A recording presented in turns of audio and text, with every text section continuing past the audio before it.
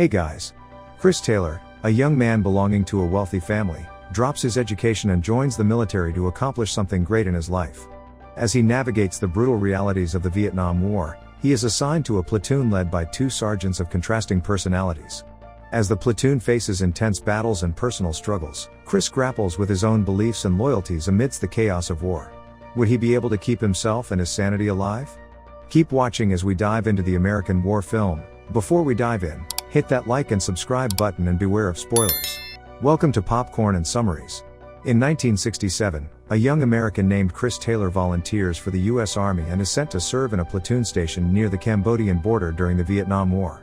His arrival in Da Nang is marked by the grim sight of dead soldiers being loaded onto his plane, setting the tone for the harsh reality of war. However, Chris quickly finds himself disappointed by the tough work and difficult living conditions, dampening his initial enthusiasm for combat. Just a week into his deployment, Chris writes a letter to his grandmother detailing his struggles as a new recruit. He describes feeling like he's in hell, overwhelmed by exhaustion and lacking guidance from more experienced soldiers. He even mentions a grim sentiment among new recruits that dying early in the war might be preferable to prolonged suffering. As the days pass, tensions rise within the platoon. Platoon Commander Lieutenant Wolfe, along with Sergeants Elias, Barnes, and O'Neill, discuss plans for a risky patrol. Elias, known for his compassion, clashes with the harsh and uncompromising Barnes over whether to send inexperienced soldiers on a potentially deadly mission. If you enjoyed it, please subscribe for more content like this and support the channel. Meanwhile, O'Neill, fearing for his life, attempts to avoid joining the patrol, leading to further discord among the leadership. O'Neill argues that the fresh troops should go out instead of some soldiers who are almost done with their time in Vietnam. Barnes agrees, but he only accepts on the condition that O'Neill also joins the mission. At night, Chris writes another letter to his grandma. He shares that his fellow soldiers come from poor, overlooked parts of the U.S., but they all have kind hearts. Even though Chris's dad was a former soldier from a wealthy family, his mom didn't want him to join the military. Still, Chris decided to fight in the war because he wanted to accomplish something he could be proud of. Later that night, Chris takes the first watch before it's his fellow soldier, Junior's turn to watch while the rest of the soldiers sleep. However, Chris wakes up because of mosquito bites and realizes that Junior has fallen asleep. At that moment, he sees North Vietnamese soldiers ambushing his sleeping unit, but he's too shocked to warn his comrades before the attack. After a brief fight, Gardner, a new recruit like Chris, gets killed, and Tex, another soldier, gets injured. Even though Chris passed the watch duty to Junior, he gets blamed for the casualties. Chris discovers a bullet scratch on his neck and is sent to the field hospital for treatment. In the next scene, Chris comes back from the hospital and strikes up a friendship with a soldier named King. As they chat, Chris reveals that he left behind a comfortable life at a university to join the infantry. Before long, King assists Chris in fitting in with the heads, a close group led by Elias. They hang out together, dance, and use drugs in a private bunker. During a patrol on January 1, 1968, Sergeant Barnes finds a recently deserted bunker. He sends two platoon members, Sandy and Sal, to check it out, while Elias explores a nearby underground tunnel. However, when Sandy and Sal come across a box of documents and attempt to take it, they trigger a booby trap. The explosion kills them both. Shortly after, a soldier named Manny Washington disappears without a trace. However, his mutilated body is soon discovered tied to a post nearby when the platoon heads to a nearby village of Vietnamese citizens they were ordered to report to. Next, the platoon arrives at the village and uncovers a stash of food and weapons. Chris comes across a mentally and physically disabled boy and, overcome with frustration, frightens him by shooting near his feet.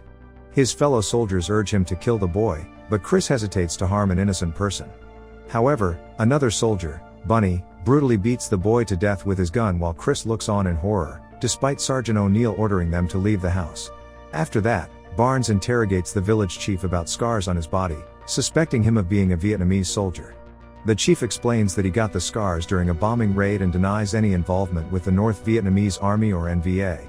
However, Barnes, who is distrustful and on edge, loses his patience and recklessly kills the man's wife when she confronts him. Barnes is on the verge of murdering the man's daughter during the interrogation when Sergeant Elias intervenes and confronts Barnes, appalled by his actions of harming innocent people. This leads to a physical fight between Elias and Barnes. Lieutenant Wolfe, who initially remained silent during the violence against the wife, eventually steps in to stop the fight. He then gives orders from his superior officer to burn the village and destroy their supplies. Meanwhile, a group of 4 soldiers, including Bunny and Junior, forcefully take a young Vietnamese girl into the bushes with the intention of sexually assaulting her. Chris encounters them and intervenes, preventing any harm to the girl. He criticizes their behavior, describing it as cruel and lacking in humanity. As the platoon heads back to base, Elias reports Barnes' misconduct to Captain Harris. However, Harris is unable to take action against Barnes due to a shortage of personnel. Instead, Harris warns that Barnes will face a court-martial if there is sufficient evidence. Meanwhile, O'Neill and Bunny, who support Barnes, approach him. Bunny suggests eliminating Elias as a solution. At night, Elias and Chris have a conversation. Elias confides in Chris, admitting that he used to believe in their victory a few years earlier. However, now he believes it's their turn to lose this war. In the following scene, Chris writes another letter to his family, expressing his struggle with maintaining his sanity. He shares that the lines between right and wrong are becoming increasingly blurred for him. The morale among the soldiers is low, and the platoon is split, with some supporting Elias and others siding with Barnes. During their next patrol towards the previously discovered bunker, the platoon is ambushed and engaged in a firefight by unseen enemy soldiers. Adding to the chaos, Wolf mistakenly directs artillery fire onto his own unit before Barnes calls it off. Elias leads Chris and 2 other men to intercept escaping enemy troops, while Barnes orders the rest of the platoon to retreat and goes into the jungle to find Elias and his group. Meanwhile, Elias leaves his men to pursue deeper into the jungle in an attempt to intercept any escaping enemy soldiers. However, Barnes locates Chris and the other 2 men and sends them back to the camp, assuring them that he will bring Elias back. The situation takes a dark turn when Barnes finds Elias alone and shoots him 3 times in the chest. Taylor, who returns to assist in rescuing Elias, encounters Barnes, who falsely claims that Elias is dead and instructs Taylor to return to the landing zone. After they fly away, the men see Elias, badly hurt, coming out of the jungle, running from enemy soldiers. The enemy shoots Elias more times while the American helicopters try to protect him. Elias dies from his wounds. Taylor notices Barnes acting cold and not caring about Elias's death. This shocks everyone, and Taylor realizes Barnes is to blame. In the next scene, Chris tries to convince his small group of 6 soldiers to seek revenge by killing Barnes. King agrees with Chris, but their fellow soldier, Doc Gomez, thinks they should wait for the military courts to deal with Barnes. He says Barnes seems impossible to defeat, even after getting hurt many times in battles. However, Barnes shows up, drunk with a bottle of bourbon, after hearing Chris talking about killing him. Barnes insults Elias, blaming him for not following orders, and says he got what he deserved. He challenges anyone to fight him if they have the guts. Chris gets mad and attacks Barnes. But Barnes is stronger and quickly overpowers Chris, pinning him down and putting a knife to his face. Barnes decides to leave Chris because he fears getting in trouble, but not before cutting him below the eye. A few days later, the platoon is sent back to the ambush area to set up strong defensive positions in case of another attack. Ra, a soldier, is promoted to sergeant and put in charge of what's left of Elias's squad. The troops work hard to get ready for the fight ahead. Just before nightfall, King is allowed to go home because his time serving is finished. Meanwhile, O'Neill tries to take Elias rest days for himself to avoid the upcoming battle. When he asks Barnes for permission, Barnes turns him down, saying everyone has to face death eventually.